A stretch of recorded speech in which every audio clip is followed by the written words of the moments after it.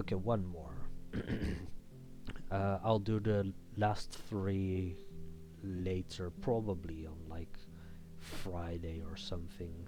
It's currently, if you're wondering, it's currently Monday, and I've got a lot of things to do this week. But I really want to get this one out of the way as well, because I don't lose this. Basically, I I'm currently 0 for 2, and I'm not 0 for 3 at least, so that's... I do get something here. I play white, and let's take a look at it. Here we played a a Giuoco Piano main, kind of main line. I do play it a bit weird, but yeah. C3. My opponent afterwards asked me about the opening, how they should have played it, and they played it quite well. So knight f6, d3, d6, and b4. I've played this before, I believe. I've made videos about this, I'm fairly certain. Bishop b6, a4, threatening a5, a5, then b5, so you can't play knight a4, you have to play knight e7. And now I'm just going to attack this bishop. So, is bishop a2 here as prophylaxis? No, knight bd2 first. Castle. And I castle a bit later, but first I need to... I play bishop a2, which is kind of prophylaxis against d5, but it also opens up the square for the knight. Knight g6 here, right? Threatening d5 again. And here I actually fail my own prep. I think the main move here is bishop a3. And just after knight f4 just castle and hope that... Actually that loses this pawn. It's not bishop a3. What is it? Actually let us take a look, because it's not knight c4. It's just castle. Yeah, that makes sense as well. Apparently it's knight c4. I did play knight c4. But that allows bishop c5. And only now do I castle. Usually you don't actually get the bishop to c5 as black, which is kind of unfortunate. Bishop e6 happened here. And now we start to get into a bit of what's called a bit of a tug of war, because I want to set up d4 at some point, but even if I can, and I think right now I should be able to, you'd get bishop b4, which I don't want to allow.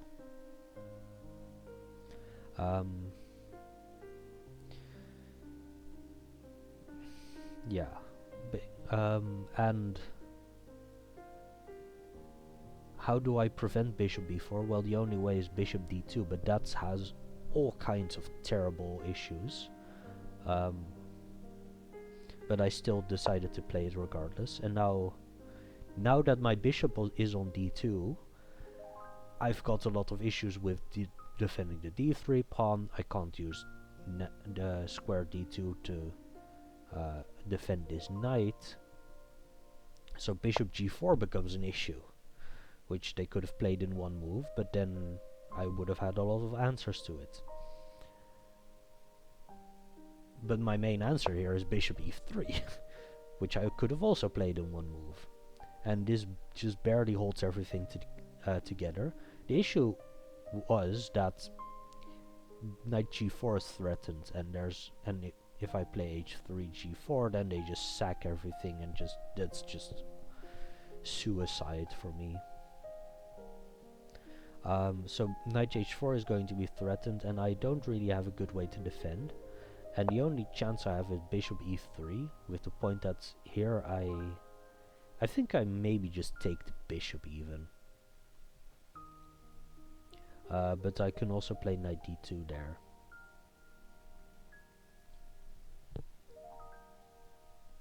I think suddenly there are a lot of options. And also if you take, then I take with the knight. and attack this bishop, so you don't have time to play knight h4, which I believe does happen. Yes, it does. And now the bishop goes back to e6.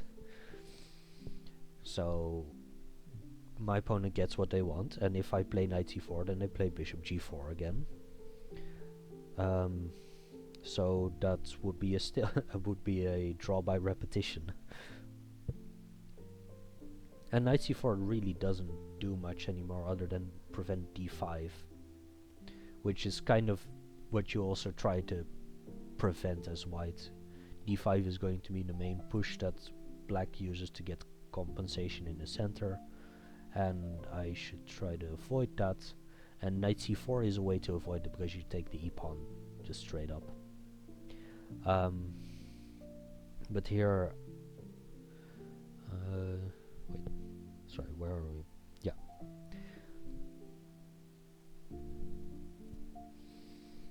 Yeah, here, I decided that if, I mean, d5 is is it possible here? d5 take, let's say knight takes. There was a, oh wait, no, the issue was d5 knight g5. But they can take and then play d5, and then it's fine because they don't have a bishop anymore. So I wanted to defend my bishop with the queen and take it as well with the queen. So the queen defends d5, which is enough to prevent d5.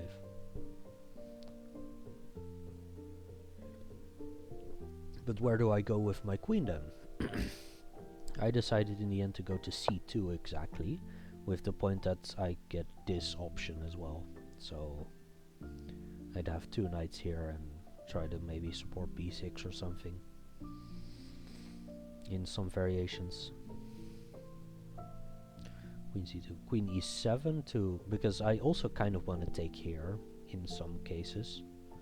I also looked at just taking immediately and attacking this pawn, but you can just barely defend it, and then the f-file opening is probably quite good for black.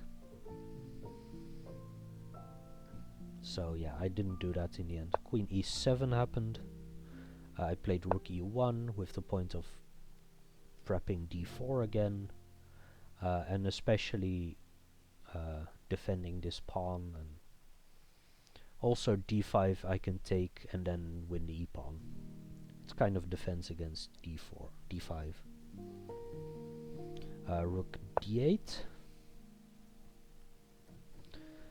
So my main defense against d5 now is to just attack the e5 pawn quite a bit. So I played knight c4 again, which also blocks this diagonal, which is important. Can't play d5 ever, so this knight is actually very good.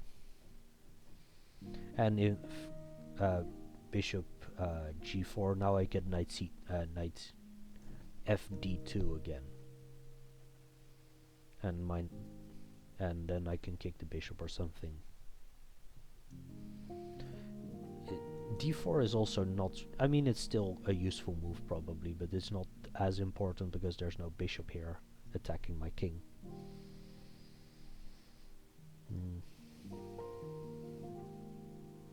But yeah, I mean, it's still a good move probably. My opponent played knight d7 trying to defend the e5 pawn, but I played d4 here.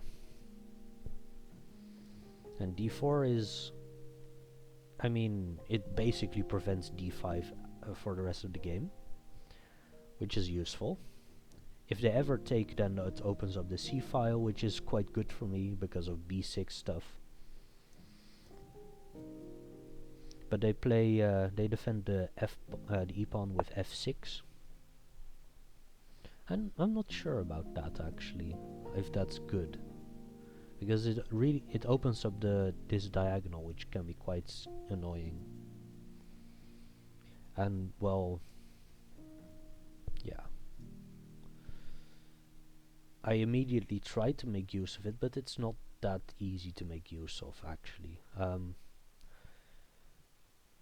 now that now that I've played d4, which is quite a victory, or is at least a small victory, now I can start looking at other options, like trading the bishops off, because this bishop is kind of useful defending all of the weaknesses that black has created, especially here, but also just the line a2 or the diagonal a2 g8. And once I do that, then this square and this square become quite good for my knights. So I played knight e3, eyeing both of these and opening up the diagonal, so I can take the bishop probably. It also doesn't lose the... there are... I believe... Yeah, there is some trickery if I... That happened actually here you can't play knight e3 because of no, here you wouldn't be able to play e3, but after f6 you can, because or knight e3, because take, so knight e3, take, and you take the e pawn. But after e3, or f6, knight e3, take with check. So you can black doesn't have a tempo to win the e-pawn. And queen f2 or queen f7, sorry.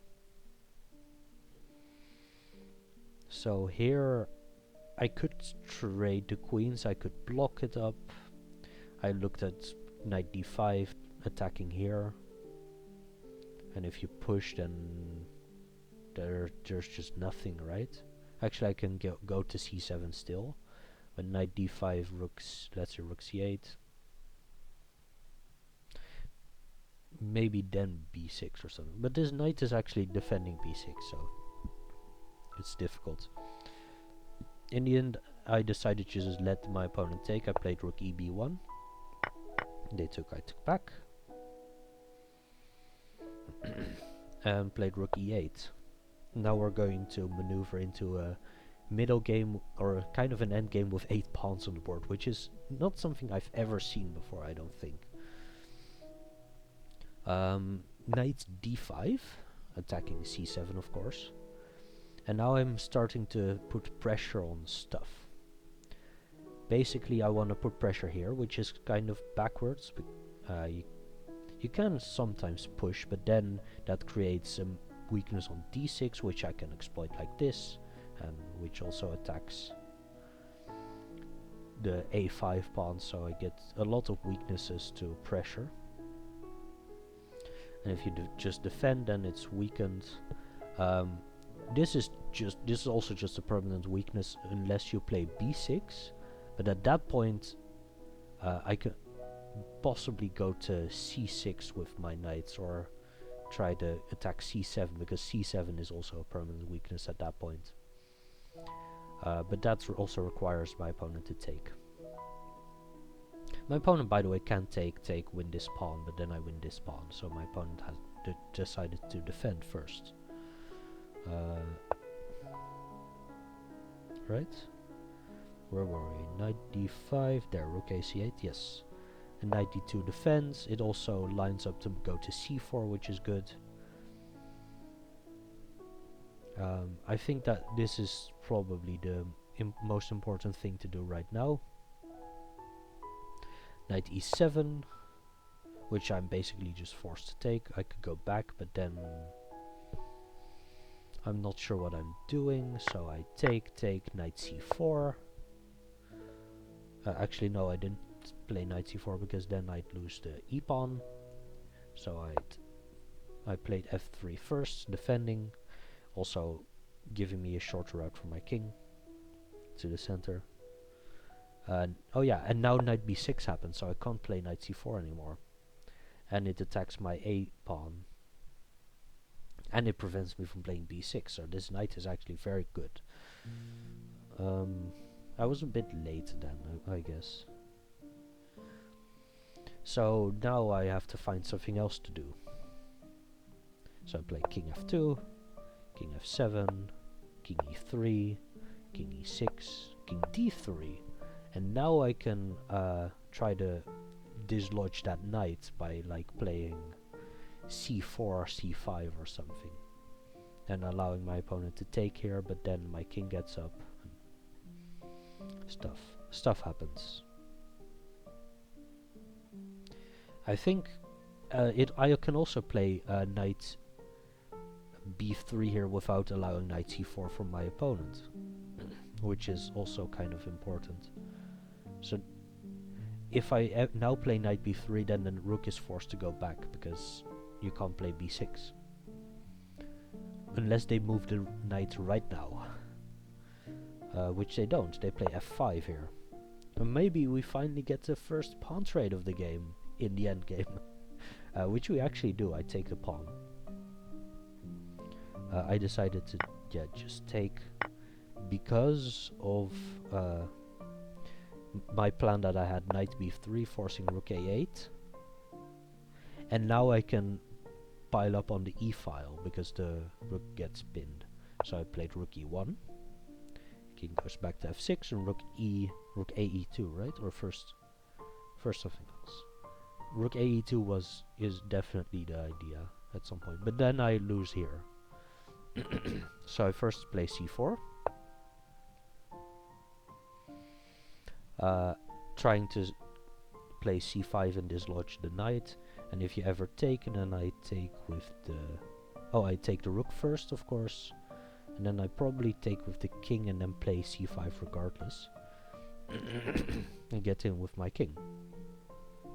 Both of the knights are currently blocking both of the rooks from entering and doing anything. So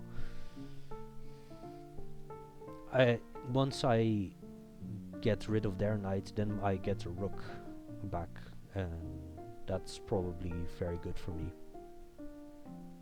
Also, taking on f5 creates a asymmetrical pawn structure, 4v5 and 3v2, which is also interesting. C4 happened, knight. Yeah, the knight just runs away immediately. But now my rook is free. I moved it, right? Rook ae2. Yes. And now the pawn is pinned again, and maybe I can like put some serious pressure with f4, which my opponent actually doesn't prevent, because they can't. They can play g5, that prevents it. But my opponent plays b6 to free the rook, defending this pawn, creating some big holes as well. With like, if they ever take, I take with the knight and go to c6 maybe, or stuff like that.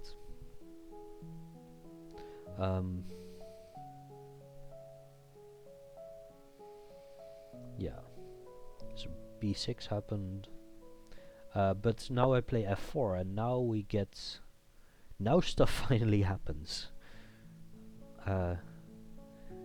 Now we get some serious pressure on the e5 square. It's defended 4 times, but attacked 4 times as well. And actually my opponent defends it for a 5th time. But the point is that I attack it with 2 pawns, so if I take it with 1, they're forced to take with the pawn immediately. So I decided, this is probably not the best thing I can do, but it's definitely very interesting, to take with the f-pawn, force them to take back with the d-pawn, and then push. And the idea is, actually, did I push immediately? Sorry, I pushed later. I first gave a check here, and then pushed. And the point is that this pawn is, it's a passed pawn, but it is isolated. It's defended thrice, but I can start attacking it with the king. I can blockade it, and the point is that another point is that this file is closed and this file is completely open, and I own the f file. And you can trade both of the sets of rooks, but once you do, then my king gets to e4, and then there's some issue. Then black has some issues. Black does get knight c5 as an option, but not as long as my knight is on b3. So as long as my knight is on b3, nothing can ever happen, which is not great for me, but once the knight moves, my knight can also reroute. I thought that this would be quite interesting at least, and maybe even winning. My opponent tried to trade rooks. I took the f-file again, or at least prevent me from owning the f-file. King just goes back.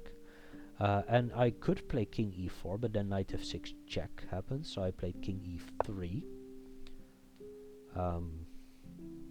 Knight f6 still happens, but now without check. And actually there's a... so we are in serious time trouble here. And this is... no, this is the first game of the... yeah, this is the first game of this day. But it's still late. It's still... we've still been playing for like 4 hours at least right now. The entire game took 4.5 hours, if you're wondering, which is just... and then we had to play another game this day. That's just pain. But I completely missed that this just forks my king and pawn, and they can just take the pawn.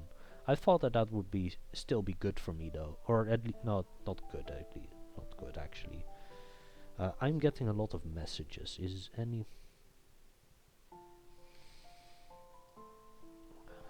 okay. I can see what's going on, but I might get another one at some point. We'll see. But yeah, I completely missed that knight g4 just wins a pawn, because we both had under a minute in this position. Or actually, I believe we both had like 2 minutes.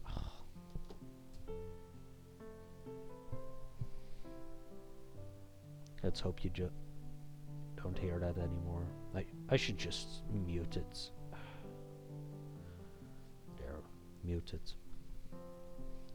Also for myself. So yeah, so we're at knight f6.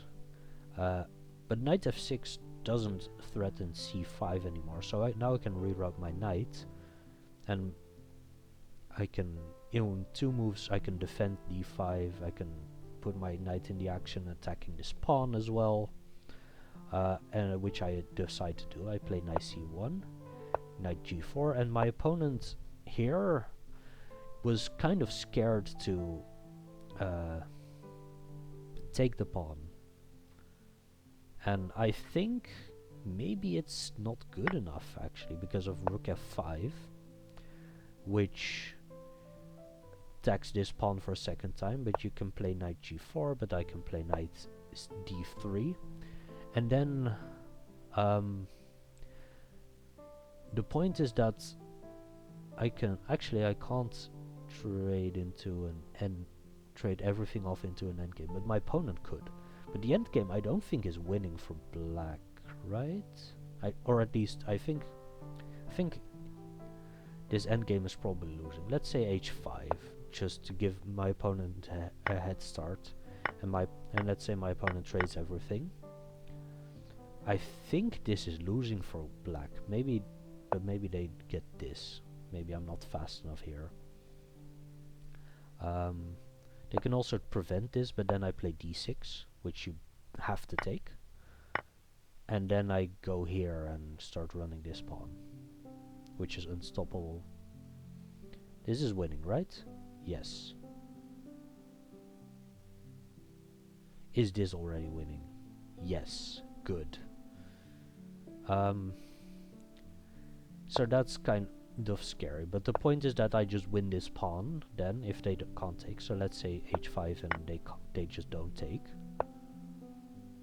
Then, I mean, I basically force a trade-off at some point, right?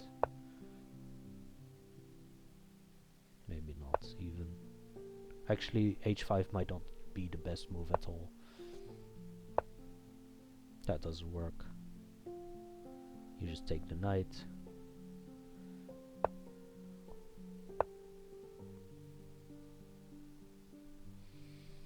I thought this would be okay. Um, basically, I thought all of that would be okay in retrospect because I completely missed that was possible. My opponent in uh, what well, they had a minute, so they decided to actually not even take it. But I think this is the main point that black has a chance to actually genuinely play the game. Here I don't go to e3 because that's just a perpetual. I don't go to f3 to block in my rook, which is terrible, so I went to d3. And my opponent plays e4 check. And so now I get king d4. e4 is also kind of necessary to defend the pawn at some point, because otherwise knight d3 happens, of course.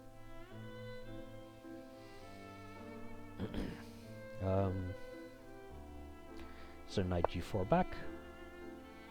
But now rook f4. Now I can just trade these pawns again. And if you play e3, then I take the knight. And then with check, and then rook fe, right? Maybe I lose my knight here again. Oh, because yeah, I play rook e4 unless you play here, but then I just take this pawn, and this is only worth a piece. So now this should definitely be winning. Yes. Yes, I did see that properly. And if you take here, then I take here again.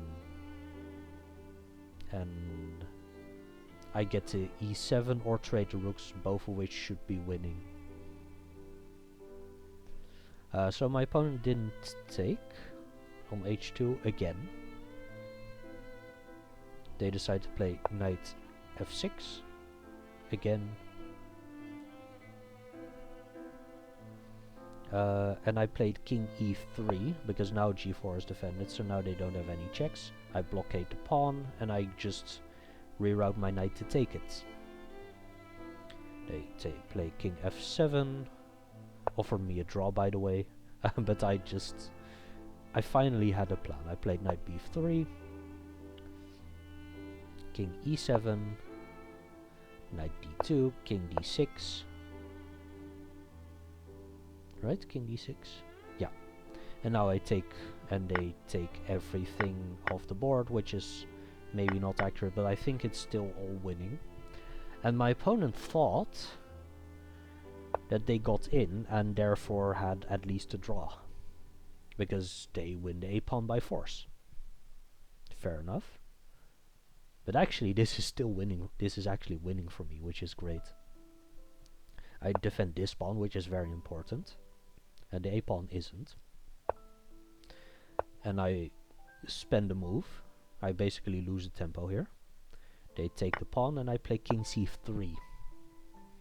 And the point is that because we both have two pawns, that's here, that they don't gain any tempos here. And this pawn can't move, this pawn can't move, this pawn can't move. So at some point they're forced to play, which they did immediately, they're forced to play king a3. And now I have a breakthrough. Now I actually win this. And we played on for a couple more moves. I actually wanna, because it's kind of important to play d6 instead of b6. They have to take, of course, because otherwise I take and run the d-pawn. So they have to take, and then I play d6, and now the b-pawn runs. And d4 check, king c4. And like...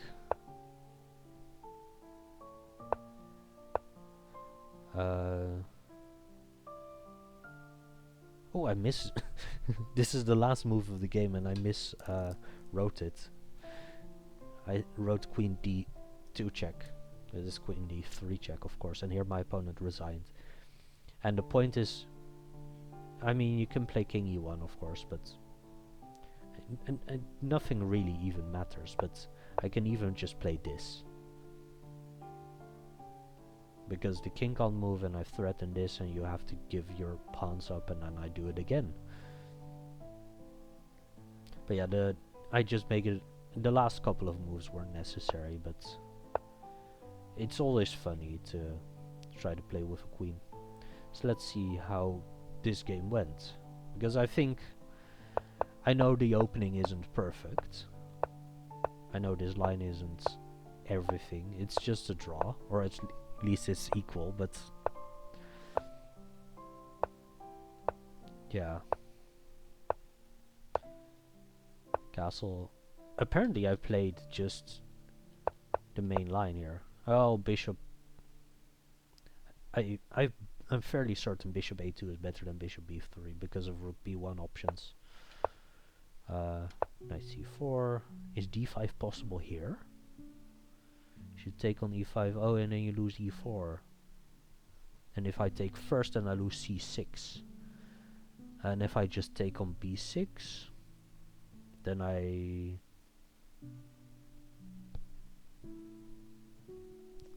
probably just happy, right? Maybe I need to.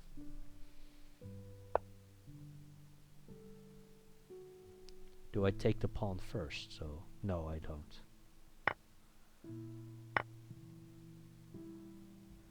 And now, like, let's say this. c4, sure.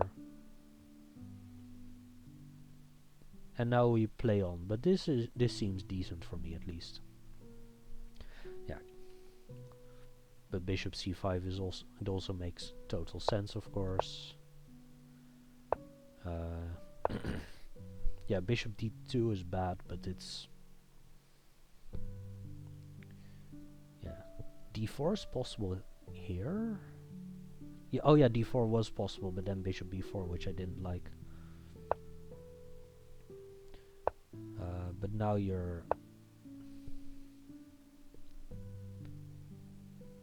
there is no way.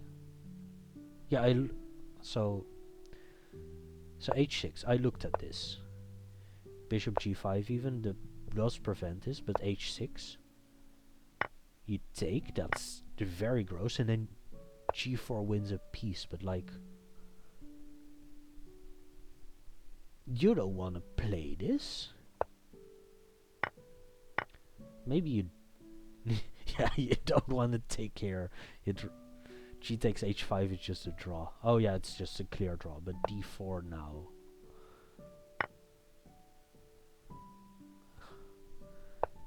There's no way that this is. And if you take here, then you take there. But there's no way, right?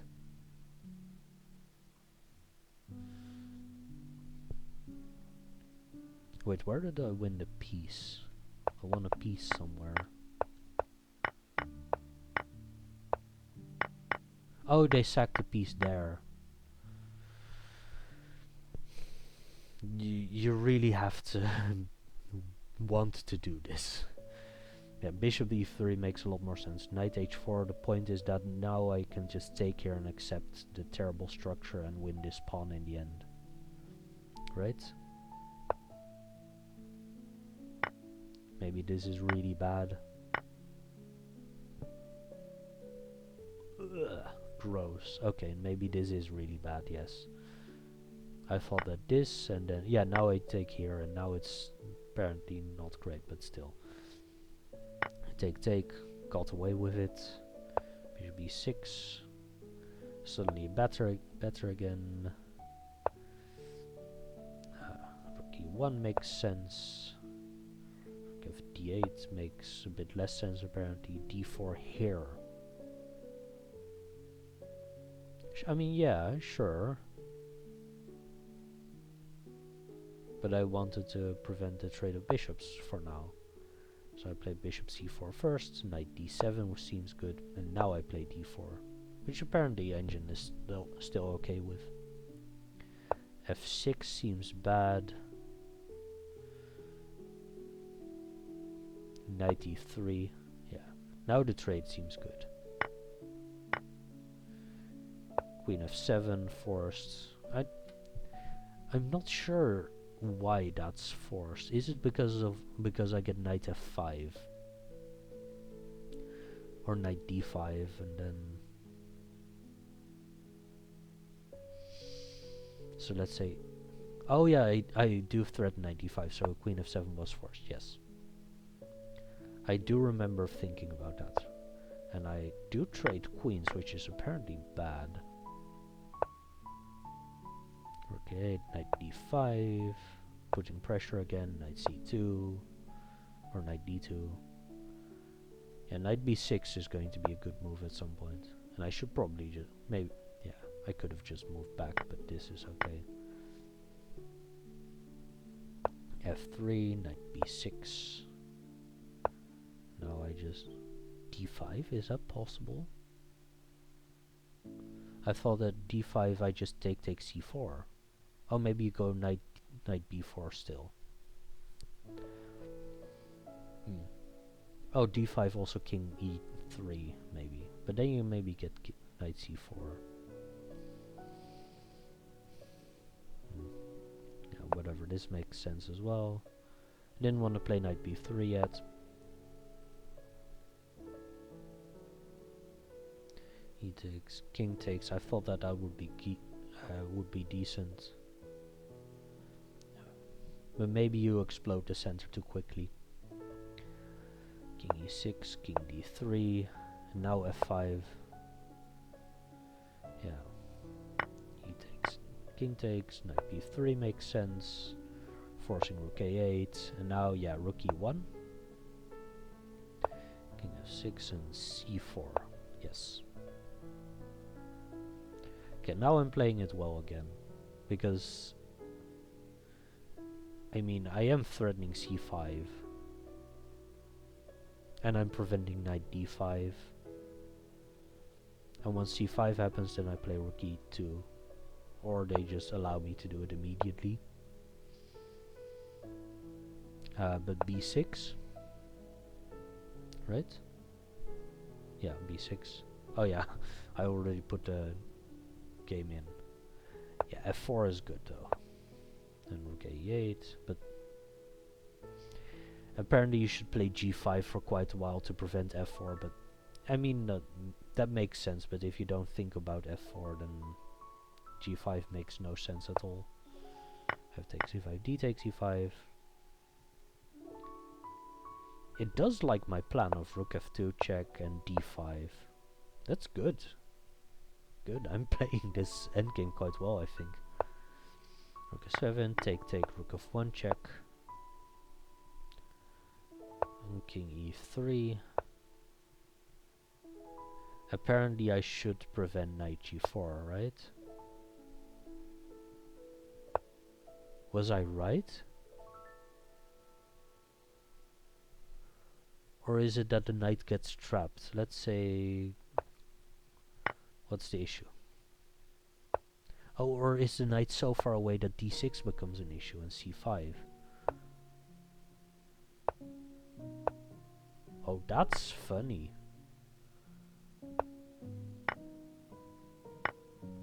That's interesting, that the knight is just so far away that it's totally fine for me.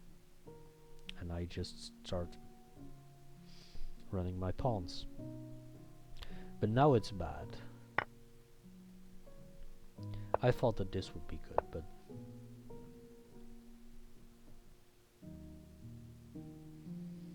and knight d3, but you get... knight f6 check. Oh yeah, that's the issue. And that just wins the rook even. So you have to take.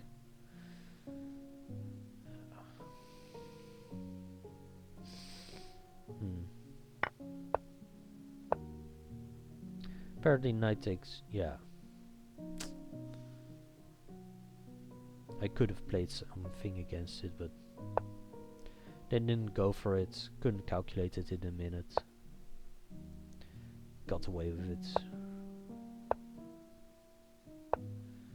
Now I don't have to defend it. Because of rook f4.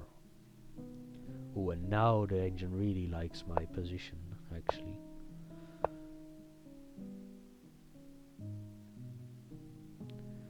King e3.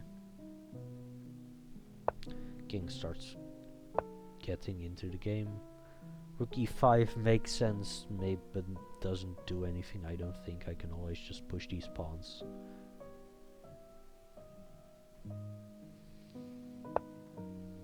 Knight d5, d4. That's also funny, but I thought that I wanted to go for the pawn. Because it's clear to me that this endgame is winning if I... wait. Sorry. King d6.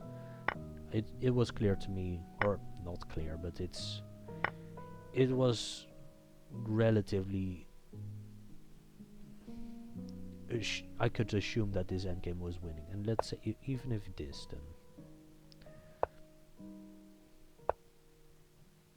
okay, let's say that then. Yes, and here you go, knight c6 before knight c6. Yeah, okay. You just check and take this pawn. So my opponent decided that they wanted to trade rooks, which is just very losing. Actually, sorry. Rook takes. Same idea. Knight c5. Okay, king d3 is still winning. Okay, yeah, king e5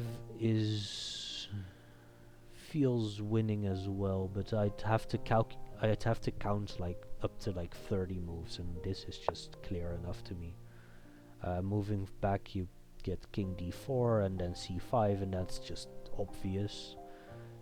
So this is the only chance you have that isn't completely obvious, and yeah, you have to play king d4, or not completely obvious that black is losing from the black side. Now you can try to get some tempos, but you don't get any.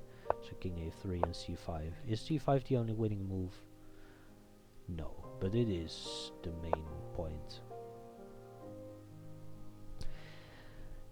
On the board, I have 1 out of 3. So this is great, and like this is clearly winning. Because I just promote. There's just nothing. King c2 is checkmate in 8. This is only 10, 13 even. Yeah, it's just checkmate somewhere. I can also just start taking all the pawns. Probably that's the most optimal take here, right?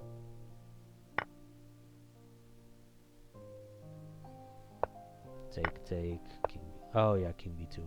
You get some moves still. And you can even stalemate the opponent because they still have moves. Or stalemate the king at least. Yeah. It was a good game. I'm quite happy with it. I blundered once, but my opponent didn't go for it. And that was... here. But that's in time trouble. Other than that, like... I missed this, but that's not that terrible. I'm very slightly worse, but it's basically always just been equal.